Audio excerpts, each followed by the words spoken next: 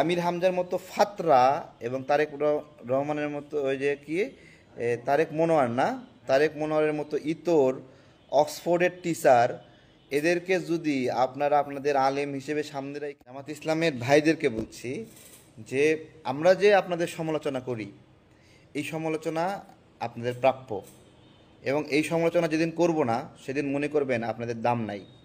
যেদিন আপনাদের বাদ দিয়ে আওয়ামী লীগের সমালোচনা করব সেদিন মনে করবেন বাংলাদেশের রাজনীতিতে আপনারা যেই ভ্যালকা আগে ছিলেন আবার সেই ভ্যালকা হয়ে গেছেন। আপনার দাম আছে বলে আপনার সমালোচনা করি, আপনাকে সঠিক পথে রাখার চেষ্টা করি, এটাও একটা আমাদের লড়াই, এটাই লড়াই।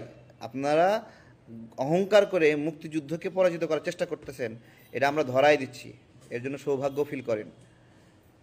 আপনার তারেক মনোয়ার এবং আমির হামজা নাকি ফালতু দুইজন লোক, তাদেরকে আপনারা বক্তব্য দেওয়ার জন্য রেখেছেন, বাদ দেন, সিলেবাস থেকে আউট করেন। এটা আউট না করলে পচে যাবেন।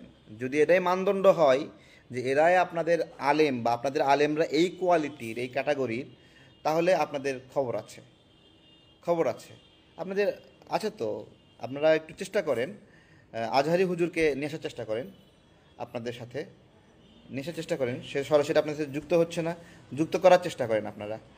হ্যাঁ, না থাকলে আরেকজন হুজুরকে সামনে নিয়ে আসেন। বাট আমির হামজার মতো ফাতরা এবং তারেক রহমানের মতো ওই যে কি তারেক মনোয়ার না, তারেক মনোয়ারের মতো ইতর অক্সফোর্ডের টিচার, এদেরকে যদি আপনারা আপনাদের আলেম হিসেবে সামনে রাখা ন্যারেটিভ ডেভেলপ করতে চান, তাহলে শেষ, আমার কিছু কইতে হবে না, এরাই আপনাদেরকে ডুবাবে।